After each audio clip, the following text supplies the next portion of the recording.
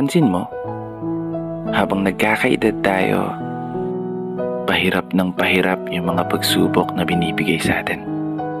Habang tumatanda tayo, pabigat ng pabigat yung pasanin.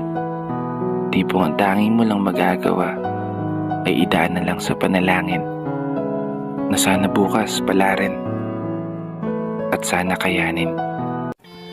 Wala tayong magagawa. Ganyan talaga ang buhay. Kasi sa totoo lang, lahat tayo nakakaranas ng hirap. Oo, may mga bagay rin na hindi natin maintindihan kung paano masosolusyonan. Pero mas pinipili natin magpakatatag kahit na anong pagsubok ang dumating.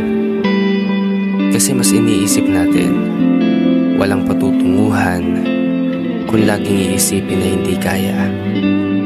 Mas nagpupursige tayo sa mga pagkakataon na alam nating kayang lagpasan ang problema.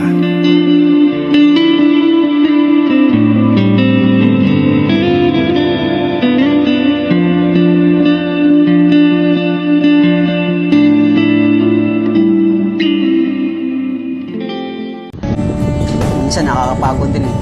Araw-araw pabalik-balik yung trabaho. Hirap mo talaga eh. Hindi ka pwedeng sumuko eh. Laban lang para sa pamilya. How do I get through